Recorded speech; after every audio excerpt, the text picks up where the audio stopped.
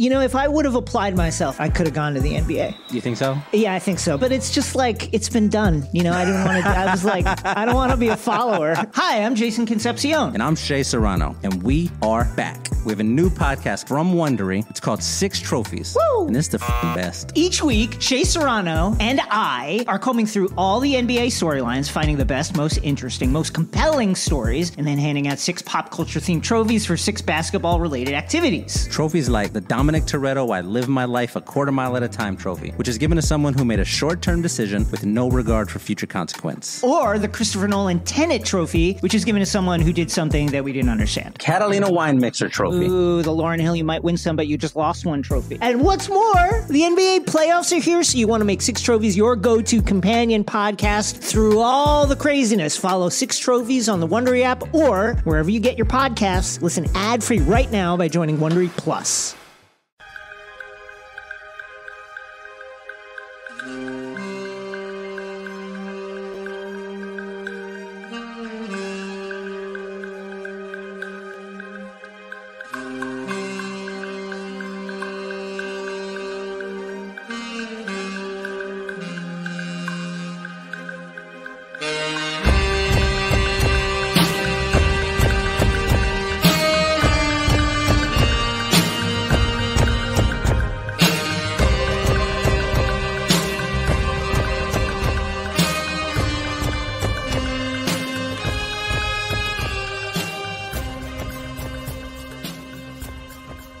Hello, friends. Welcome to Pod Maverick. As Josh and I are doing a bit of an impromptu Sunday night podcast. It is about 8:30 on Sunday, June 2nd. How you doing, Josh? I'm doing pretty good. How are you doing? I'm doing well. It's been it's been nice not to have a game for a couple of days. We got a couple more days without a game. This is something. So the Mavericks played Thursday, right? Yeah, they closed the series out on Thursday. So it's gone Friday, Saturday, Sunday. Taking a little bit of a breather here. Josh and I had a typical Josh and Kirk level miscommunication where we talked about podcasting, but we didn't talk about what we were going to podcast. Because we know we need to record a little more regularly this time of year. Because why not? I thought we were going to be doing a series preview pod. Josh correctly pointed out that he hasn't done the research, so we're not going to do that.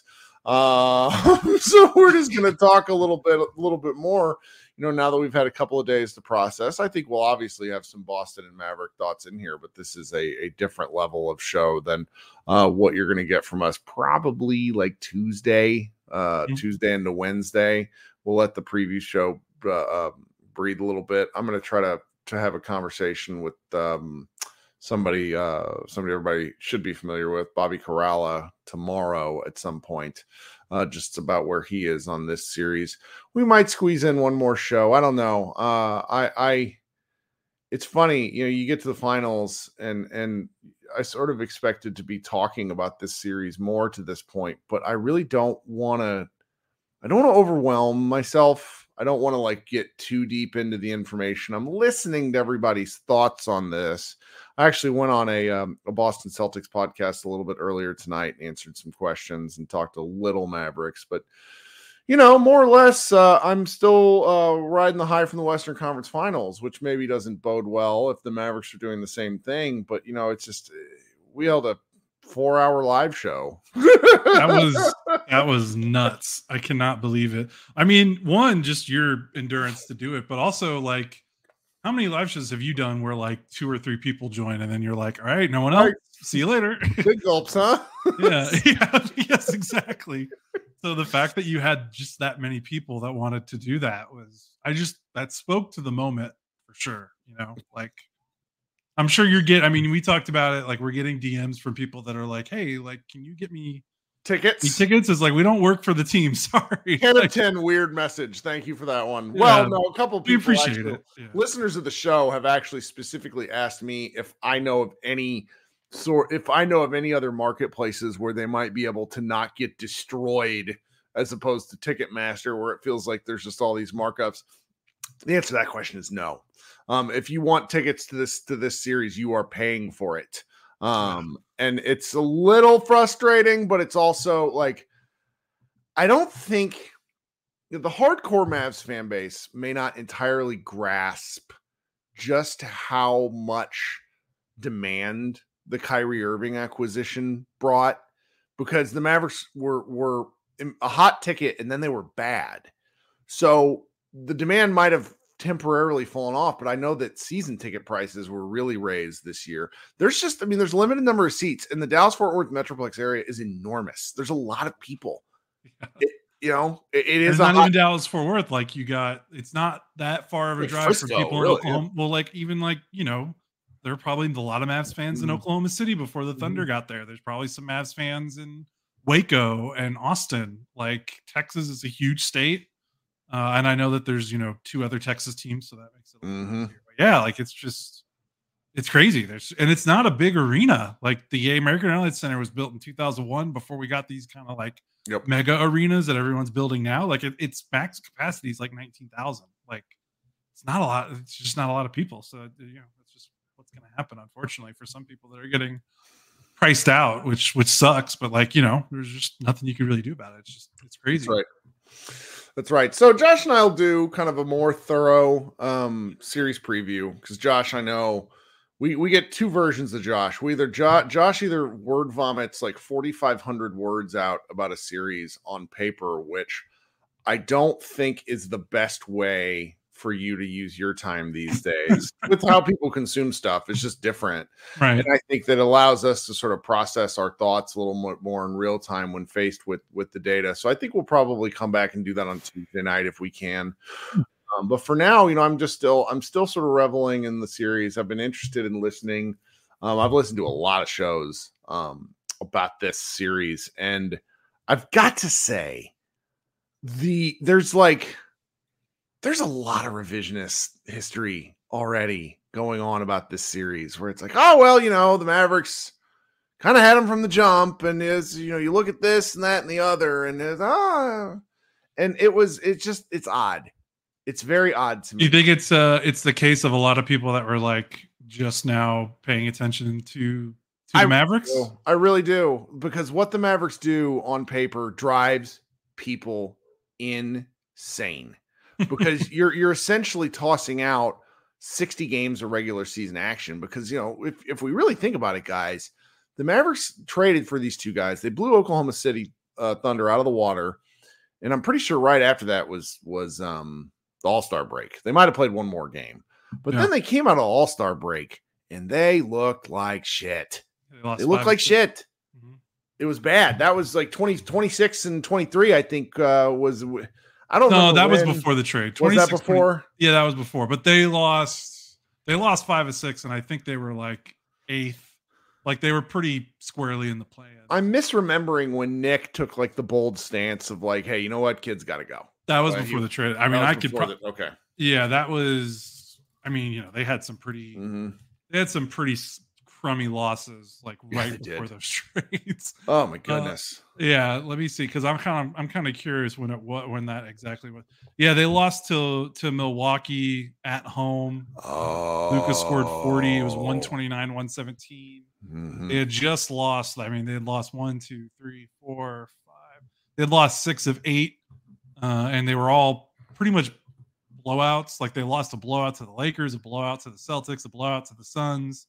They lost a blowout to the Timberwolves, a blowout to kind of a blowout to Milwaukee, and I think that was where people had their last straw. But that was all without Kyrie, because Kyrie came back literally the next game after that Milwaukee loss, and they won 7 in a row. So they went from 26 and 23 to 33 and 23. Mm-hmm. And then the trades happened during that win streak. Then they lost 5 of 6, so they were 34 and 28. That was okay. And when he did that. Yeah, and like, let's be clear, like, he did that, but we had been beating around the bush about that for Nick actually said it, which is like the Braves. It's shocking because he doesn't say that stuff. He doesn't say that stuff. He's pretty measured. Yeah, and like, we had been beating around the bush with it, but none of us ever really said it, because I didn't think it was it's like, well, they're not gonna fire him, so why call for it? So instead, I'm just gonna bitch about him. Yeah, especially like they were still in the play. Like, you're not going to fire a coach. I mean, well, the Bucks did. But. Right. That was kind of that's anyway. Yeah. But you to answer your kind of initial question of, I don't think the people, you look at those last 20 games, and a lot of times the last quarter of the season sends you a lot of signal, like you're trying to find the signal in the noise. And the Mavericks did not have a particularly tough schedule, which made it really, really easy to say, okay, these games they're playing against teams that aren't fighting for it, which isn't entirely true, but you can look at it and say that. And you look at what the Mavericks did, and you can just find enough.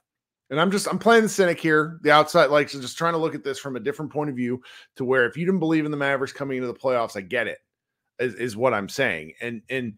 But the challenge was, I think that strictly looking at what they did to the Oklahoma City Thunder and blaming it almost entirely on PJ Washington becoming, an NBA Jam character for 2 games is really, really overly reductive.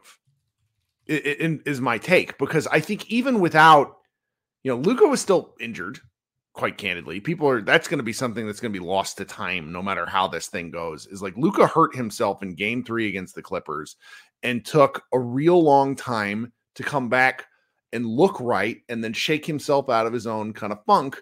And so you look at these series and you say, all right, there's enough like for me to doubt, and for me, now, okay, they beat the Thunder, who were, I'm pretty sure, were a top 5 defense in the regular season.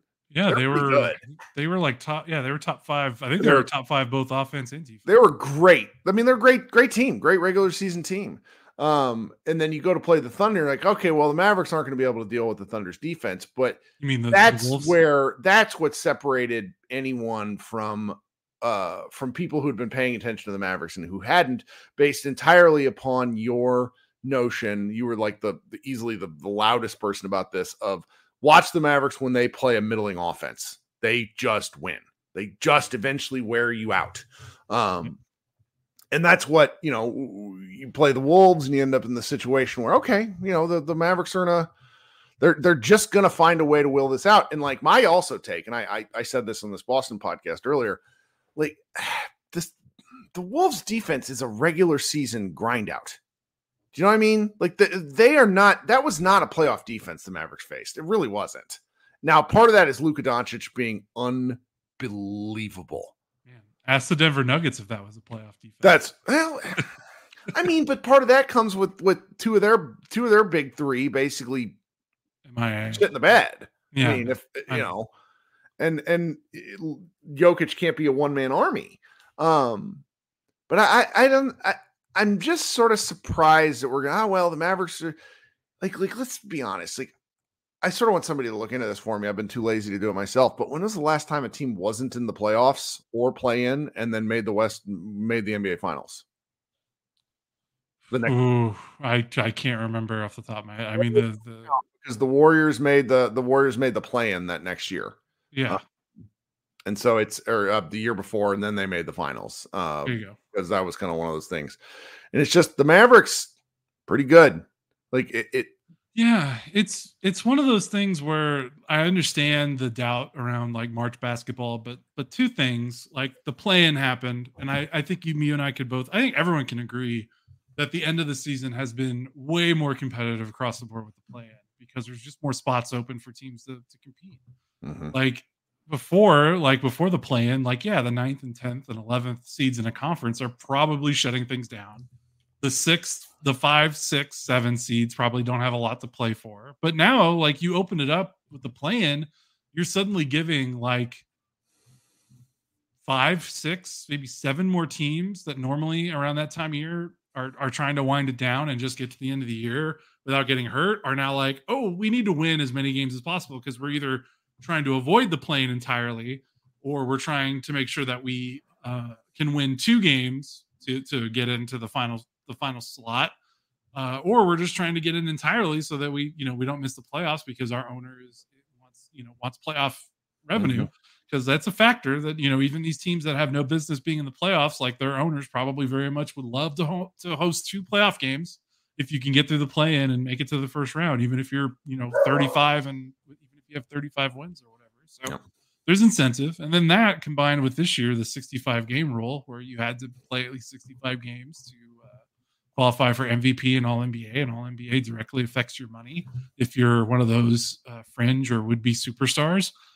there were more people playing. Like you can look at up and down, the top like 20 players in the NBA, like their minutes, like this is the most minutes they've played in like 4 or 5 years. Obviously, the 2 pandemic shortened seasons skew that a little, but you had more guys playing because they needed to play to qualify for awards, to make money. And then you had more teams trying to win because of the play-in. Like, I just don't think you can write off that entire stretch. And like, that was like 30 something game. It was 40%. I did the math. It was 40% of the season. I'm sorry. I don't care what part of it is. You can't write off 40% of an NBA season and just be like, that doesn't mean anything. Like, maybe you can try to cool on it. Maybe like, oh, it doesn't mean that much, but to say it doesn't mean anything is just ridiculous. It's almost half the season. Like if half the season doesn't matter, then why are we even doing this? Why do we even talk? Why do we even watch? Like that just feels a little crazy to me. And then it was just doubly so when you have the first round of the playoff start and that defense that carried through. Like, okay, you didn't believe it those last games because you had some questions about how real it was. Well, then when they kept doing it through 1 playoff round, 2 playoff rounds, 3 playoff rounds, it's like, okay, we're now it was like 30 something games into the regular season. They've played, how many playoff games have they played? They played 5, 6, so 12. So they played about 17. They've played almost 50 games like this. Like that's more than half of the season. That's almost like a 60% of the season. Like you're running out of excuses. Like this is who the team is.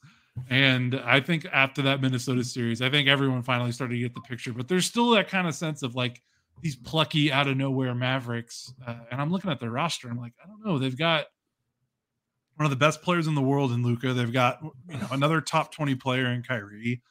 PJ Washington was a 12th overall pick. Derek Lively was a 12th overall pick that would have been picked 10th. They just traded down. Like there's a lot of talent on this team now. And I get it. A year ago, there was not. It was maybe one of the most talent-barren rosters in the NBA when you consider how good Luka was. So I think it's just tough. We have to watch every single game. That's part of our job. So, we're a little biased in the fact that we are watching every game. And so I understand that not all these national people can watch every single game because it's possible. No one can. But at this point, this is not an accident. The Mavericks being in the finals is just not an accident. Well, and then and again, we're going to get into our real series preview later, but the Celtics are I've not looked at the betting lines, but the Celtics on paper are overwhelming favorites. Like they just are. You don't win 64 regular season games compared to the Mavericks. Where did we finish out? 50 and 32? I can't even remember at this point. 15-32. 14 more regular season games. They have a really historically great point differential. Their offense is a completely different kind of offense compared to what the Mavericks have actually had to guard. I think you would maybe want to compare the 5 outlooks to Oklahoma City. Only the Mavericks took a gamble on Oklahoma City and said, we don't trust that you actually have good shooters. Whereas I think Boston has good shooters. Yeah, I was going to say the best way to summarize this series is think of all the things we talked about against Oklahoma City, but all of those players are better and proven. And that's where Boston becomes such a bear because, I'm sure they've got players on their roster that have played more conference finals and finals games than some Mavericks players have played total playoff games. They are a bear. They are a really good team. They're really good. And again, I really want to get into the tactical X's and O's more. But I do think that now would be kind of a fun time to at least hand wave some of the narrative strategy, some of the narrative discussions that are coming up. There's a lot of forced drivel about Kyrie Irving and Kristaps Porzingis. I think the Kristaps stuff is going to really start to bother me the longer it goes because I told a guy today, I was like, I think by the time Kristaps left the Mavericks, we were ready to see him go, but it was sad. It wasn't upsetting. Kristaps wasn't moving right. And the Twitter account Mavs Burner posted a video of a bunch of stuff basically from end of bubble to when he was traded. And there's just this bizarre notion that him and Luka didn't get along. And that was why the Mavericks traded him. I think that might've been part of it, but it's guys, Porzingis couldn't fucking move. his rim defense was garbage. And the offense, he basically threw a wrench at it. Do you know what I mean? Yeah. And they were petrified that he was going to have another like season-ending knee injury. Like I'm pretty sure they were like, we need to trade him now because if he gets hurt again, we're never trading him. Because he had been he had how many, like basically since he had that meniscus injury, it was just like it didn't look good. Like there's just so many games where there's so much maintenance, and he missed so many games with like just random knee soreness, and they probably were just like, we need to cut our losses in case he gets hurt to a point where he's not going to play. And by the way, the Celtics were able to overcome this because their team was so great, and that's probably where they took a chance. By the way, he hasn't played in the playoffs. Yeah, so imagine if Lively has more playoff experience than Porzingis at this point. That's a literal fact. Yeah. He has 16 playoff games to Porzingis 14. But if Kristaps got traded to a team that wasn't as good as the Celtics, and this was happening, and their team lost in the playoffs, and he wasn't able to play because of injury, could you imagine what would be flying around like story-wise about that team that traded for him? It'd be crazy. There'd be so much mud being thrown. And I think that most Mavericks fans who are, let's just say, like, I would say most Mavericks fans are now glad that Porzingis has found some measure of success. But, obviously, I think everybody wants to beat the Celtics and Porzingis, but it's actually pretty impressive to see how he rebuilt his career in Washington, like became a post player again. And I'm very annoyed with the notion from people like Bill Simmons and any other national media members like, well, Luka and Kyrie just didn't get along. I'm sorry, Luka and Porzingis just didn't get along. They didn't get along in no small part because Porzingis couldn't play. Like that like it matters. Like every fifth, when you don't know if a guy's going to play every other game, and then every fifth possession you have to spoon feed him some shitty shot, it starts to wear on everybody, even if everyone is being professional. So I think like that element of this, I don't think Porzingis also knew that Luka was going to be this good. I agree. And it took a lot for him to sort of acknowledge that. I think he said as much on when he went on the JJ Redick podcast. And I'm a little fearful of like Luka, like going at him like nobody's business. Like it was funny when it was against Gobert because nobody likes Gobert. Like I like Porzingis. I don't want to see Luka tear him limb from limb. I think a lot of people are going to come at you with your claim that you like Porzingis. No, but like I don't begrudge Porzingis. Like he left, he's gone, it's over with. I was very frustrated with him at the time. I think he and the Mavericks did all Mavericks fans a disservice by not being honest about how fucked up his knee was. Yeah, for sure. He couldn't move in that 2021 playoff series. And then he moved a little bit better before they traded him. But again, I think before he got traded, he missed like 12 or 20 games with like and they're probably just like, we can't keep doing this. Like we can't. And again, if he got traded to any other team that was trying to make the playoffs besides Boston, and he missed the entire playoffs and they lost, like there'd be a lot of like, see, this is why Dallas need to trade him. But the Celtics are so good, they could just give him three playoff rounds off and be like, okay, now we need you. So, well, and then you have on the other side of this is Kyrie going back to Boston. And like if I were a Celtics fan, I would still be very frustrated with him because Kyrie was involved in some chicanery there as a younger man.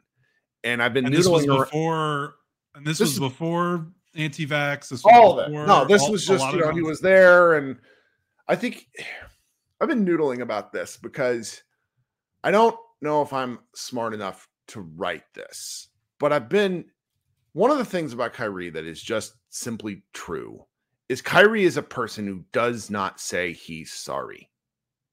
Ever. He has never apologized for anything that might have bothered anyone ever.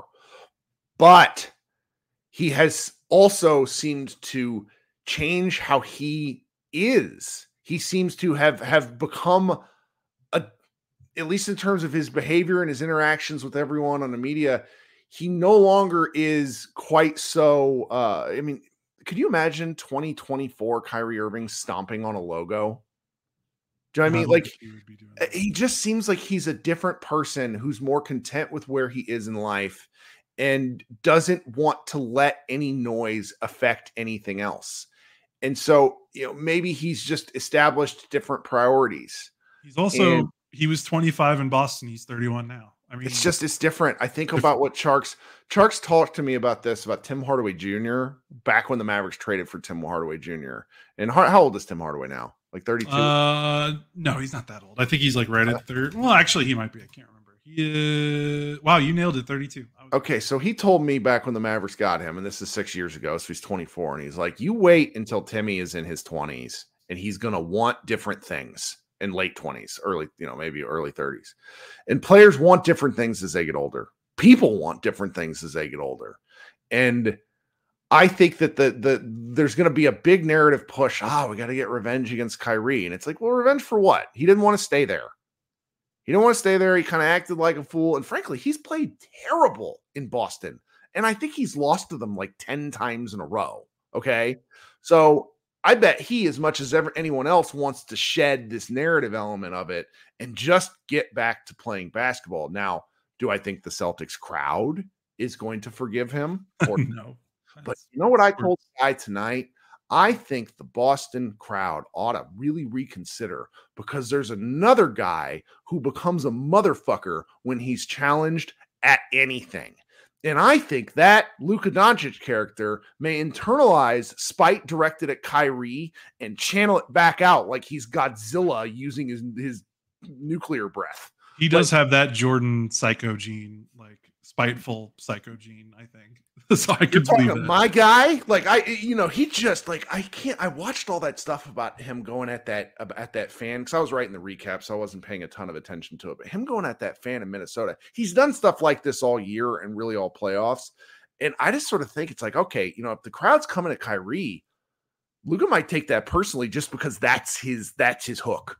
And so if we're talking narrative like lunacy, not X's and O's, that's just sort of where my brain is. And I'm like, I don't know if you want to poke, like the Mavericks are an emotional team, and kind of the right kind of emotional team, where when they get going, they become a death machine in a very different way than the Celtics, who are the breakers of NBA math. Like they shoot a lot of threes and they play pretty good defense. And I think they play pretty good defense in large part because of their offense, but they also have just like lengthy guys and great defenders. Yeah, how many all NBA defenders do they have on their team right now? That's a good question. Like Tatum, has Tatum made? I don't know if Tatum's made one. But Tatum's so massive. He's a great defender. Horford, Holiday, White, like yeah. Their roster is just nuts, and we'll get into that. Yeah, when we talk. Yeah, about that. But yeah, and also like. I thought it was funny. I'm sure you saw it. We're talking about like Luka internalizing crowd hate and fueling that. Did you see that very funny Timberwolves Reddit post that posted before Game 5? It's like, please don't talk to Luka. Just leave him alone. Say nice things to him. So funny. That did not happen. So. Yeah. Just didn't happen. I don't know. This series has got me thinking some kind of way, because all the math tells me that the Celtics should just annihilate Dallas, because if the Mavericks are going to seal off the paint, I think the Mavericks don't care. So it's like, okay, bye, fine, have fun down there, guys. But then they're like, have you heard this pretty wild statistic that the Celtics, their corner three defense is obviously very good, but teams are shooting 25% from the corners against them in the playoffs? That is a thing. That's I'm looking at that right now. Yeah, I'm looking at that right now. That's crazy. That is a absolute bullshit, meaningless stat, and I could see the Mavericks just annihilating them from the corners. Celtics are also... That's a luck-based thing. That has nothing to do with defense. I'm sorry. It just doesn't. Right. The percentage doesn't, but then you look at it, and Boston in the playoffs is giving up the fewest share of corner threes. Sure, but what was the Wolves before that? You cannot give up... You cannot allow, again, we're getting too much into X's and O's, but I don't care. If you're not going to allow corner threes, you're giving up something else. And the Wolves found this out the hard way, that if we're not going to give up corner threes, then what we are going to give up is dunks. Right. And the Mavericks have a lot of dunks. Right. They do. And you can maybe look at what, I think this is something that I'll need to look at before we talk, is look at what Indy's offense did, because Indy presented some problems to them a couple times. Now it all fell apart in the fourth quarter, but that's, Indy's not as good as the Mavericks. I think we could all agree on that. and Halliburton is not as good as Luka as an orchestrator.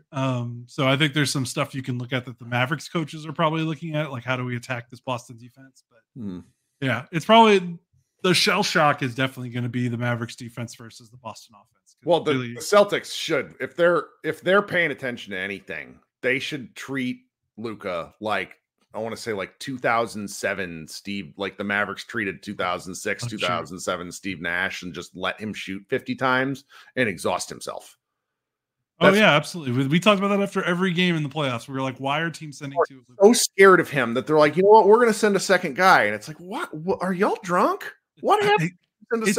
It's one of those things where I just don't think a coaching staff, like they're not wired. Like they just don't want to see a guy score 7. Like they're just going to see a guy keep killing him. And they're like, I can't handle it. Like it's just the way those guys are wired. So, but we'll see if Boston does it because they like to play. Well, I mean, Boston's a great team. You go look at the two games the Mavericks played.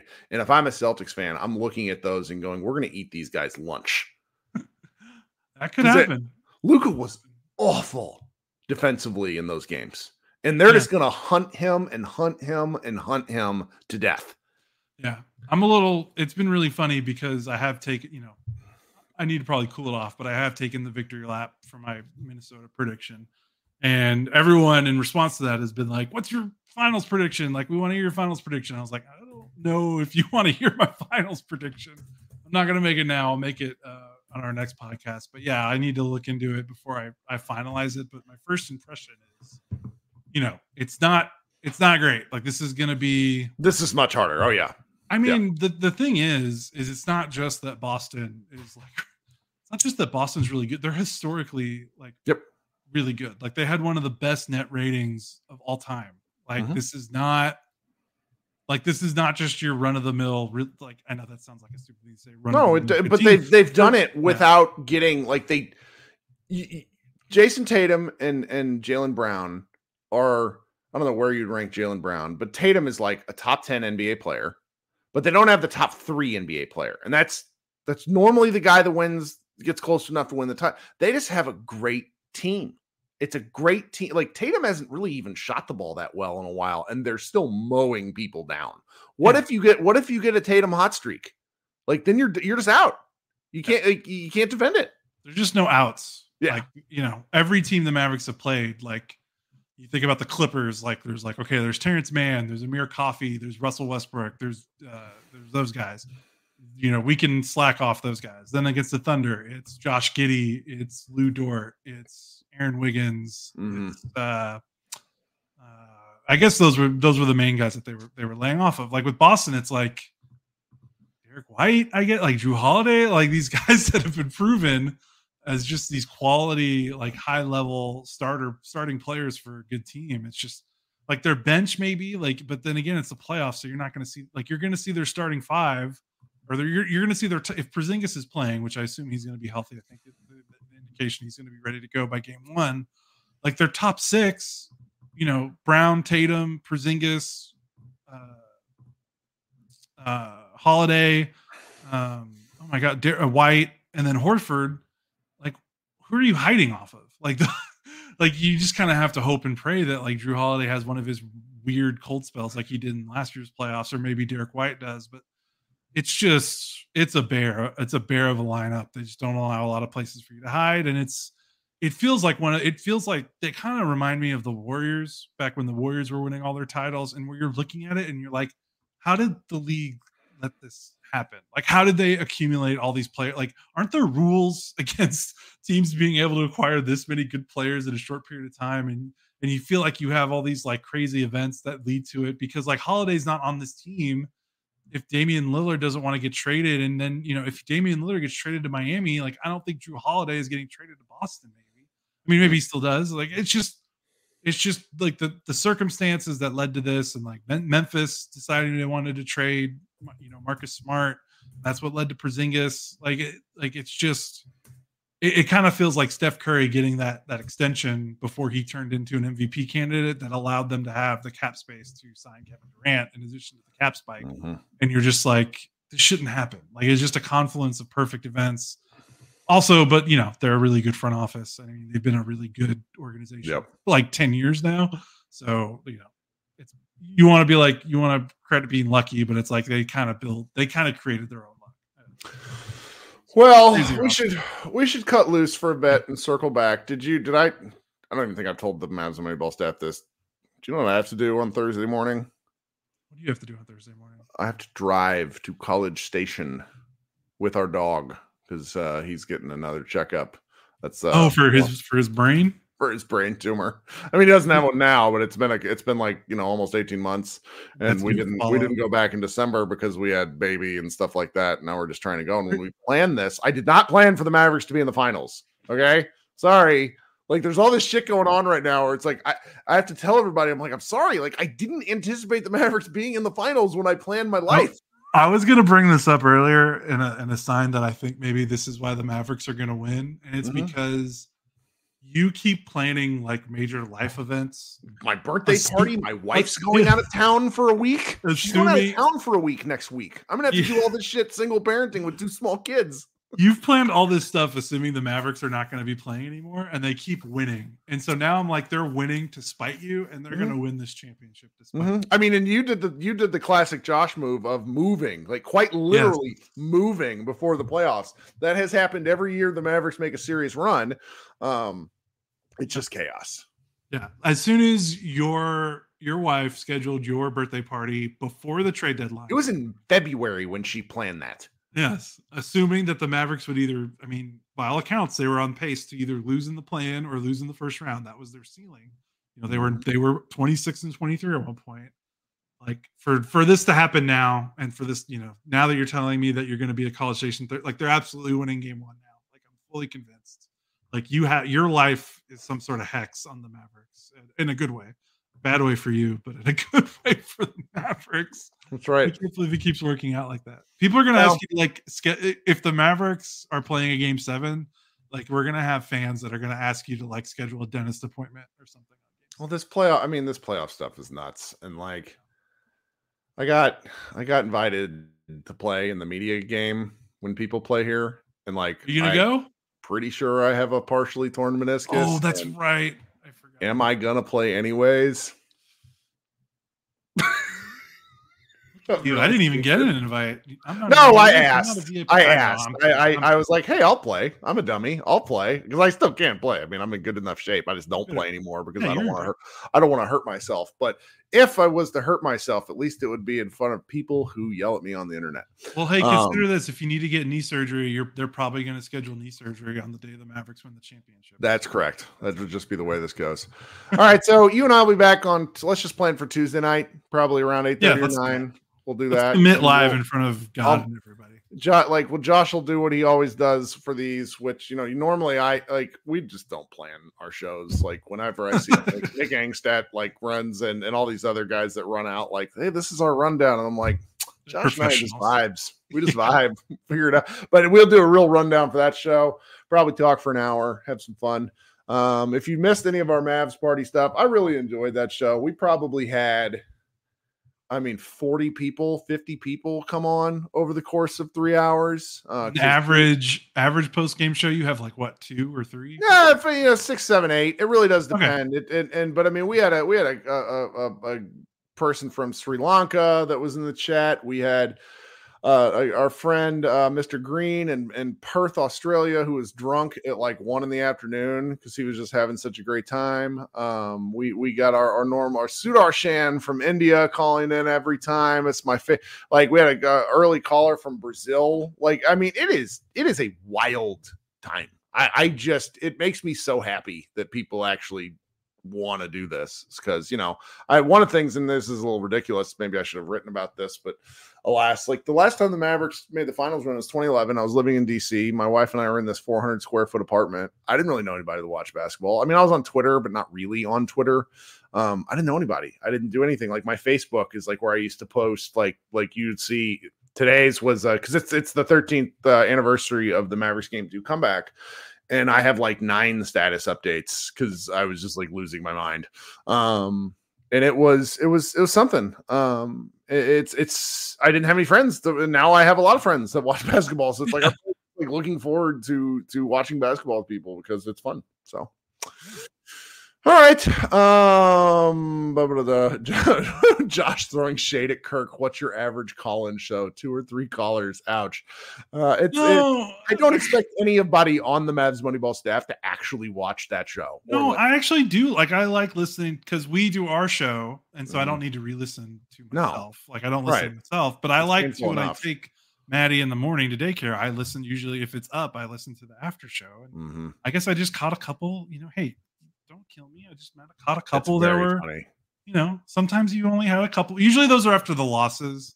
And I will admit that I probably listen to the ones because the losses are kind of funnier. Like, the losses are more like cathartic and we get far fewer. It's just so great. Like even in the Western Conference Finals, Mavericks lose game 4 and like our average download guys, just who cares? Behind the curtain, nobody cares. But it's like you get, 2,500 to 4,000 people listening at this point in the year per show for like the recap ones when the Mavericks win.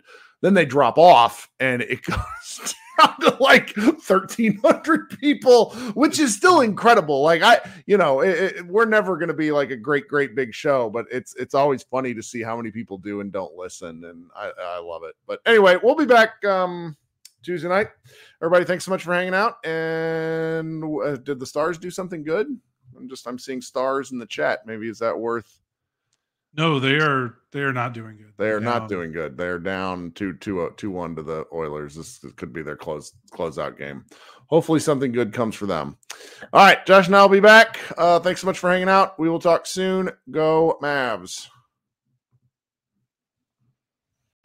Whether you're a world-class athlete or a podcaster like me, we all understand the importance of mental and physical well-being and proper recovery for top-notch performance. That's why I'm excited that Unified Healing is sponsoring this podcast. Unified Healing is a new and super innovative global network of wellness centers powered by Energy Enhancement System, or EE System. If you haven't heard of the EE System, you'll want to listen up. This technology promotes wellness, deep relaxation, purification, and rejuvenation. At hundreds of locations across the globe, access to a center is easy and affordable. Interested in experiencing the EE System technology for yourself? Go to unifiedhealing.com/bluewire to learn more and find a center near you. That's unifydhealing.com/bluewire. No material or testimonials on the Unified Healing website are intended to be viewed as medical advice or a substitute for professional medical advice, diagnosis, or treatment. Always seek the advice of your physician or other qualified healthcare provider with any questions you may have regarding a medical condition or treatment and before undertaking a new healthcare regimen, including EE System.